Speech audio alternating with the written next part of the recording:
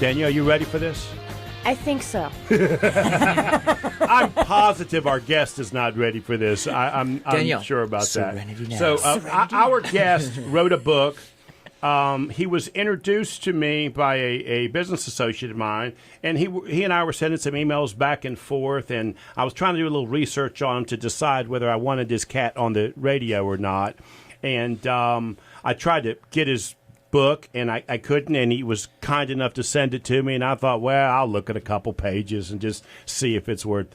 And I'm telling you, Matt, I read the first chapter or two, and I thought, this book is just awesome. Okay. And I really enjoyed the book. And Mike, is it Mooney? It is. Mike Mooney wrote the book Reputation Shift. It's kind of a play on what his background is. And Mike, thank you so much, buddy, for being on the show. We've been picking on you all morning.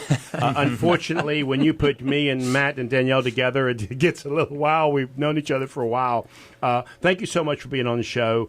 Talk a little bit, if you would, please, sir, about exactly what the primary thing that you're doing now, right? Because you've got different lives, so let's kind of focus on what you're doing now. Then we'll back up a little bit. Yeah, absolutely. So the idea around this is really in the world that we're living in right now. We're really in this perfect storm, right? Where we're seeing this gap in values among leaders, and we're seeing this in the headlines every single day.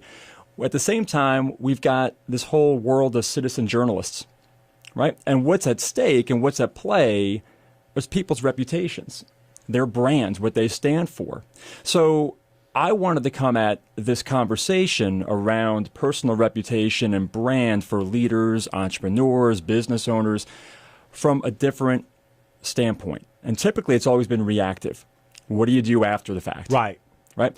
I wanted to take the approach of how can we be more proactive in this to actually get ahead of it, build distinction, protect ourselves, whatever it might be, so that you don't have to deal with that inevitable. Now, Mike, one of the things you talk about in your book is that your reputation really is what other people are saying and thinking about you. Do I got that right? Yeah. Well, and so that, when you think about that, it's kind of scary. Well, I got it no is. idea what Matt says about me when I leave the room, right? Well, I'll tell you. I'll tell you when he leaves. What do you mean? Well, that's it. I like to ask people, what is a reputation? And you get all these different answers for what it is. Simply put, I like to look at it this way. Your reputation speaks for you when you aren't there to speak for yourself. It's pretty simple. And that gets scary when you start asking yourself, I wonder what he or she thinks of me. Right. And I tell people this, and I know this happens in business a lot, which is why your book sort of resonated with me, right? Because I compared it to a business reputation or a business brand. I tell small business people all the time, I promise you, what you think you're saying to your customer and what you think your business is to your customer is not what they see and think of your business. Yeah. And you're saying the same thing about our personal reputation as well. Well, I am. And the interesting thing, and this is one of the challenges I had when I was writing the book, quite honestly, is that I kept going, and my editor was telling me this, saying, well, you're talking about business and then you're talking about people. Is it the business or is it the person? And I, through that process, the reality is that it's about people. It's people. Because reputation touches every part of a business, but it's the reputation of the company is built on the shoulders of the individuals. Well, yeah, and when I read this because I and so many people like me, my personality is my business. My business is Joe. I don't think you're going to call and say, I'd love for you to sell my business, but I think you're a jerk, Joe. I think they have to feel good about both of them. So they really do connect in a way that I hadn't really thought of until I read your book. Yeah, no, they truly do. And that's the challenge. And one of the questions that was really at the center of the book, and it got me going on this, was a simple question of, like, what is your reputation worth? And I like to ask people, so I'm going to ask you a question. Let me flip this on you. Put a dollar value on your reputation. Yeah. Joe, how much is that worth? I read that in a book, and it was almost impossible because I can remember when I ran for office years ago, somebody said some negative things about me. I didn't sleep for 3 days. Because I couldn't correct that.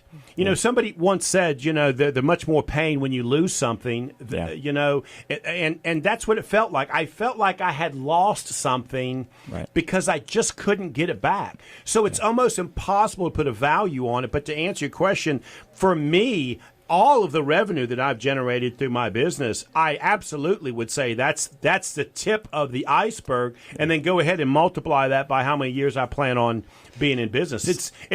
For me, it is just about everything. Yeah. Mike, would you agree? I think to help comfort Joe, Taylor Swift said it best, that just haters gonna hate, man. You know, don't worry so much. You're a cool guy, man. Haters gonna hate. Talk about that, because when it does happen, right? And I know it's hard for you to believe, Mike, but there might be a few people out there that dislike Joe. Now, I know you don't know me that well, but you could just tell I'm a fabulous guy. But there might be one or two people that dislike Joe. Yeah. So how do I work through that? Because it's going to happen that somebody is going to pound on Joe for one reason or another, justified or not. Well, it's true. And I like to look at it this way. You know, reputation risk or crisis is never a question of if. It's really a matter of when.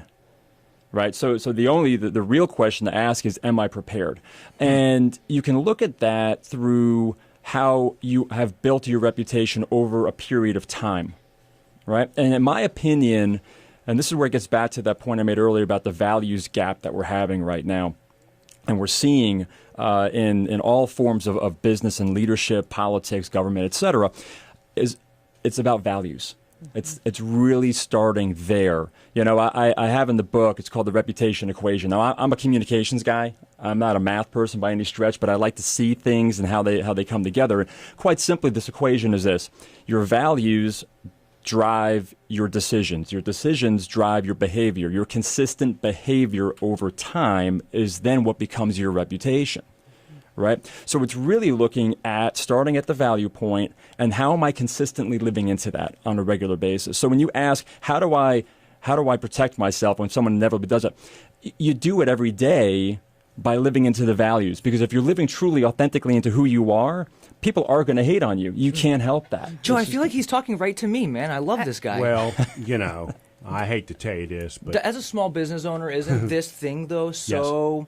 Yes. It's something I feel like we're all like, how can you not struggle with this? I know. And how listen, can you not, if you're a normal person, that's what happened with this? Your feeling, your emotion is what happened to me as I started reading Mike's book. It was just this phenomenal. is hitting home. The name of the book is Reputation Shift. Mike, where can they get the book if they want it? Oh, you can get it at a couple places. You can go to my website, and that's at MikeMooney.com, MOONEY.com, or you can go to Amazon and get it there as well. One of the things you talk about in your book that I read this chapter twice, right? Was that's impressive. You have to get don't be. It's only 3 pages, Mike. But I don't have any pictures in there. It's all words. 92 chapters, 3 pages each. Move past your emotion when you're trying to sort of clean up your reputation or respond. That's so hard. Right. I can tell you there are moments when people have said things about me that were not true. They were not accurate. But once they say it, it's out there, right? And you get angry, right? Or I have clients that have restaurants and retail businesses, and I watch them tear into somebody gives them a bad review, and they just tear into the client. And now I feel bad for the owner, and the owner's missed the point. They'd have been better off to say nothing than to go out. So talk a little bit about controlling that emotion, because it's like almost impossible for our small business people, because it's really like you're attacking my child. Well, you are. As a small business owner, it really is your business is you. Right. And your business is your baby. It is your baby. Absolutely. So emotions are natural. You know, I remember I had a 10th grade teacher who told me, she's like, look, emotions aren't right or wrong. They just are. The question is, what do you do with that? And we tend to linger too long on the, why me, why now, why this, instead of saying, okay, this happened. Let me figure out why it happened, and let me figure out what I need to do now to move forward. What is my plan going to be? And that's what I put in the book. I try to make it more of like a roadmap of here are the steps that you can take once you move past that emotional phase, which is, again, natural. Yes, embrace it, go through it, but don't sit on it for more than a couple hours, because when you're under attack like that, if it's your company or you personally, the one luxury that you do not have is time. Yeah. And especially in this world of instant, communication and social media posts, you can have a tsunami rolling out. And, a question for you, Mike, because I really think that what you say about being proactive versus reactive, so branding yourself along the way, so when these pitfalls and shifts happen in people's minds and someone puts a bad review about your company or you personally, how do you react to that? Is there a tip that you have for the listeners? Like, what's your ABC? Yeah. Yeah. So other than tracking them down with a shotgun, yeah, I think that would be frowned upon. I just messed my reputation up, A, Matt. buy my book. Right. B, right. Just call me.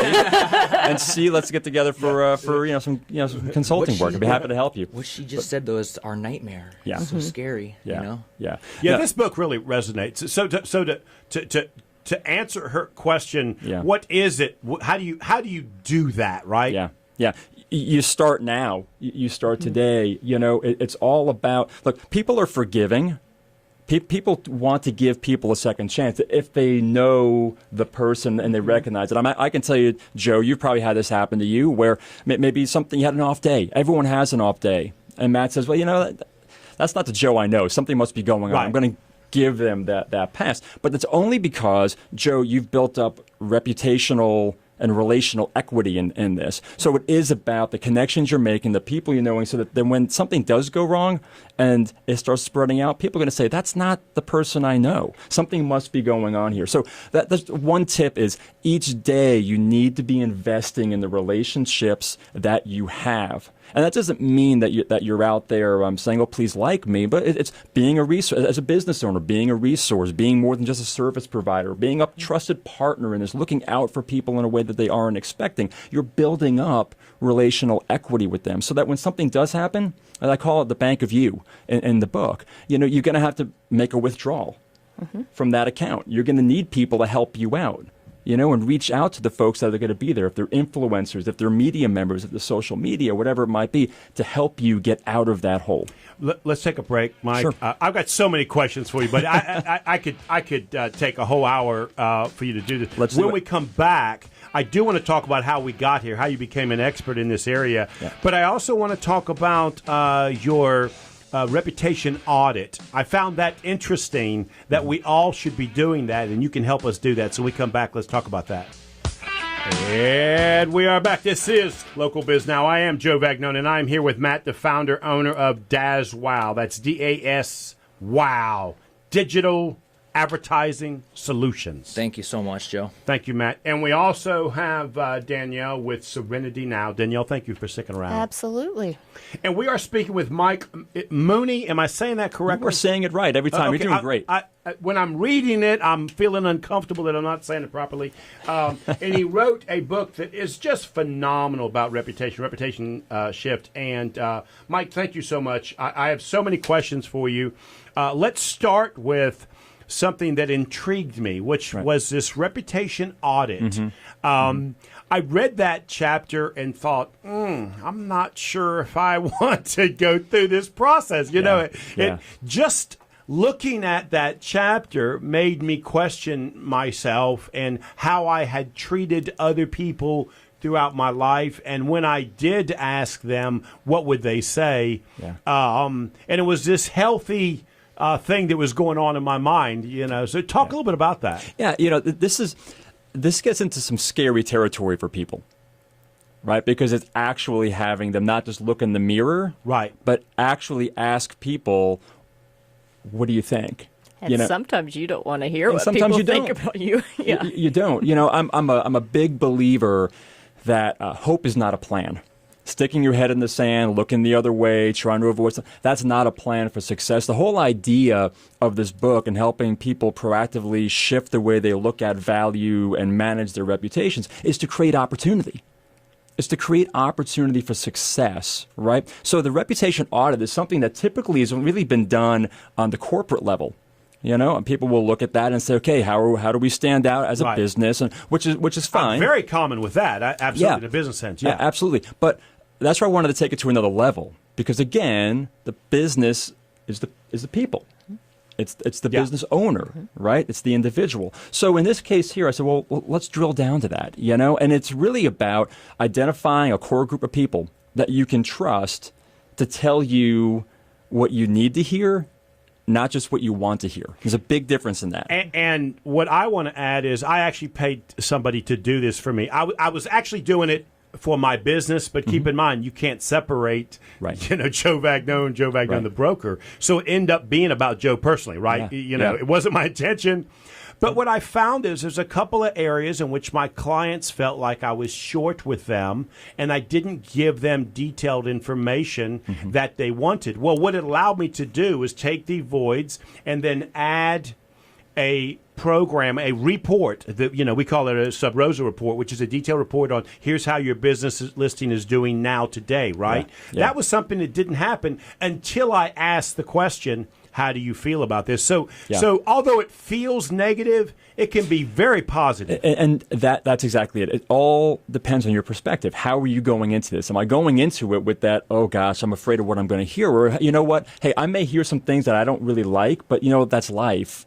But if I want to get better, if I want to build my business, if I want to build my brand, if I want to create opportunity for success, I have to listen to this. It's like any other business process that you've got to get into. I'm sure as a business owner, there are things about the business you don't like to do, but you've got to do it. So this is one of those right there where you get these people together, you sit them down individually. This isn't like a intervention or anything like that, but although it could be if new you're, business model. Right? It might need to be in the case Depends of Matt. on the business owner. You're exactly right. So you get the people together and you tell them what you're trying to do. Look, I'm trying to understand where I am in this. What you see, the blind spots, because we all have them. What are the blind spots here that I'm missing that I actually could become better and be a better resource to you, better friend, better family, whatever it might be. And Mike, you're also going to get a chance to see where there is a disconnect. Like I think you think I'm one way, but I'm really not. Yeah. You may be wrong. Like you might be misinterpreting what it is I'm saying. Well, I need to change how I'm presenting that to you so you can see it in the way that I thought you were seeing it to begin with. So it can be very enlightening. It can, and it's interesting because we tend to judge other people based on the behavior, right? But we also judge ourselves by our intention. Right. And that's what you're saying there. That's a good point, yes. That's a great insight, isn't it? He did kind of clean up my sloppy talk. Yeah. Good job, Mike. Just drop that right there. That's actually really encouraging to hear a professional say what he just said. To me, especially, I have to say. Well, it's encouraging because when you read the book, you get kind of scared. It's not till the end that you say that, So let's try and back up a little bit because, again, I could talk about this book for an hour.